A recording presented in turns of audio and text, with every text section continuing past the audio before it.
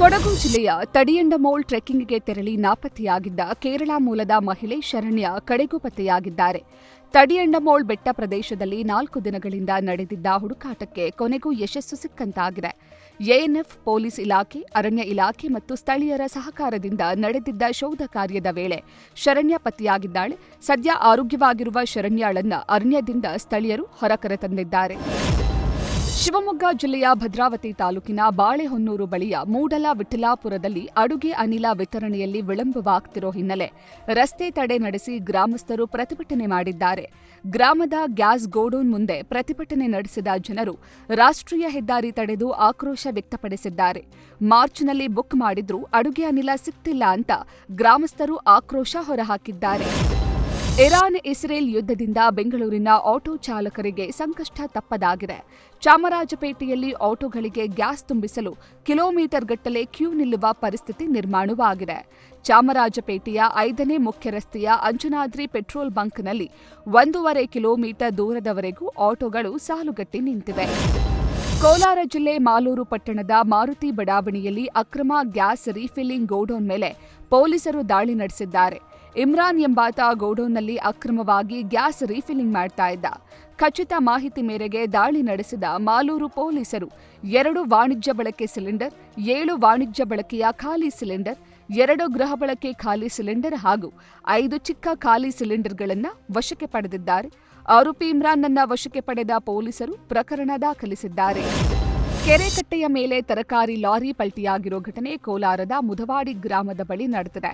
ತರಕಾರಿ ತುಂಬಿಕೊಂಡು ಆಂಧ್ರಕ್ಕೆ ಹೋಗ್ತಾ ಇದ್ದ ಲಾರಿ ಕೆರೆಗೆ ಸರಿಯಾದ ತಡೆಗೋಡೆ ಇಲ್ಲದ ಕಾರಣ ಪಲ್ಟಿಯಾಗಿದೆ.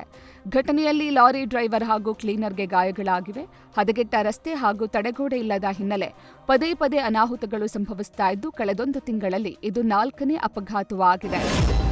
ಆಕಸ್ಮಿಕವಾಗಿ ವಿದ್ಯುತ್ ತಗುಲಿ ಗೃಹರಕ್ಷಕ ದಳದ ಸಿಬ್ಬಂದಿಯ ಮನೆ ಸುಟ್ಟು ಕರಕಲಾದ ಘಟನೆ ವಿಜಯನಗರ ಜಿಲ್ಲೆಯ ಹೊಸಪೇಟೆ ತಾಲೂಕಿನ ಹಂಪಿಯ ಎಂಪಿ ಪ್ರಕಾಶ್ ನಗರದಲ್ಲಿ ನಡೆದಿದೆ. ಪಿ ಭಾಷಾಸಾಬ್ ಎನ್ನುವ ಗೃಹರಕ್ಷಕ ಸಿಬ್ಬಂದಿಗೆ ಸೇರಿದ ಮನೆ ಸಂಪೂರ್ಣವಾಗಿ ಸುಟ್ಟು ಭಸ್ಮವಾಗಿದೆ. ಮನೆಯಲ್ಲಿನ ದವಸ ಧಾನ್ಯ ಪಾತ್ರೆ ಸಂಪೂರ್ಣ ಸುಟ್ಟು ಕರಕಲಾಗಿದೆ. ಅದೃಷ್ಟವಶಾತ್ ಮನೆಯಲ್ಲಿದ್ದ ಮಕ್ಕಳು, ಪತ್ನಿಗೆ ಯಾವುದೇ ಅನಾಹುತವಾಗಿಲ್ಲ. ಸ್ಥಳೀಯರು, ಅಗ್ನಿಶಾಮಕ ದಳದ ಸಿಬ್ಬಂದಿಯಿಂದ ಬೆಂಕಿ ನಂದಿಸಲಾಗಿದೆ. ಶಿವಮೊಗ್ಗ ಜಿಲ್ಲೆಯ ಹೊಸನಗರ ವಿಧಾನಸಭೆ ಪ್ರತ್ಯೇಕ ಕ್ಷೇತ್ರಕ್ಕೆ ಆಗ್ರಹಿಸಿ ಹೊಸನಗರದಿಂದ ರಿಪ್ಪನ್ಪೇಟೆವರೆಗೆ ಪಾದಯಾತ್ರೆ ಹಮ್ಮಿಕೊಳ್ಳಲಾಗಿದೆ.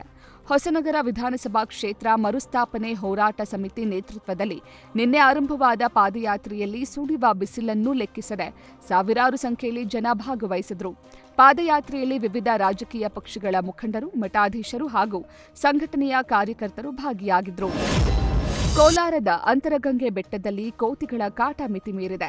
ಬೇಸಿಗೆ ಆರಂಭವಾಗಿ ಅನ್ನ ನೀರು ಸಿಗದ ಹಿನ್ನೆಲೆ ಕೋತಿಗಳು ಪ್ರವಾಸಿಗರು ಹಾಗೂ ಭಕ್ತರ ಮೇಲೆ ದಾಳಿ ಮಾಡುತ್ತಿವೆ. ಕೋತಿಗಳ ಹಾವಳಿಯಿಂದ ಹಲವರು ಗಾಯಗೊಂಡಿದ್ದಾರೆ. ಈ ಹಿನ್ನೆಲೆ ಕೋತಿಗಳಿಗೆ ಬೇಸಿಗೆ ಮುಗಿಯುವವರೆಗೂ ಆಹಾರದ ವ್ಯವಸ್ಥೆ ಮಾಡುವಂತೆ ಸ್ಥಳೀಯರು ಒತ್ತಾಯಿಸಿದ್ದಾರೆ. ಚಿಕ್ಕಮಗಳೂರು ಜಿಲ್ಲೆಯ ಕಡೂರು ತಾಲೂಕಿನ ಎಸ್ ಬಿದರೆ ಗ್ರಾಮದಲ್ಲಿ ಬಯಲು ಸೀಮೆಯ ಆರಾಧ್ಯ ದೈವ ಎಂದೇ ಪ್ರಸಿದ್ಧಿಯಾದ ಬೆಂಕಿ ರಂಗನಾಥ ಸ್ವಾಮಿಯ ಅದ್ಧೂರಿ ರಥೋತ್ಸವ ಜರುಗಿತು. ಯುಗಾದಿ ಹಬ್ಬದ ನಂತರ ಸಾಂಪ್ರದಾಯಿಕವಾಗಿ ನಡೆಯುವ ಈ ಜಾತ್ರೆಗೆ ರಾಜ್ಯದ ವಿವಿಧ ಮೂಲೆಗಳಿಂದ ಸಾವಿರಾರು ಭಕ್ತರು ಆಗಮಿಸಿ ದೇವರ ದರ್ಶನ ಪಡೆದರು. ಚಿಕ್ಕಮಗಳೂರು ನಗರದ ಹೊರವಲಯದ ತೇಗೂರು ಗ್ರಾಮದಲ್ಲಿ ಜಾನುವಾರುಗಳ ರಕ್ಷಣೆ ಹಾಗೂ ಮಳೆ ಬೆಳೆಗಾಗಿ ಪ್ರಾರ್ಥಿಸಿ ತಿಂಗಳು ಮಾಮನ ವಿಶಿಷ್ಟ ಪೂಜೆ ಆಚರಿಸಲಾಯಿತು.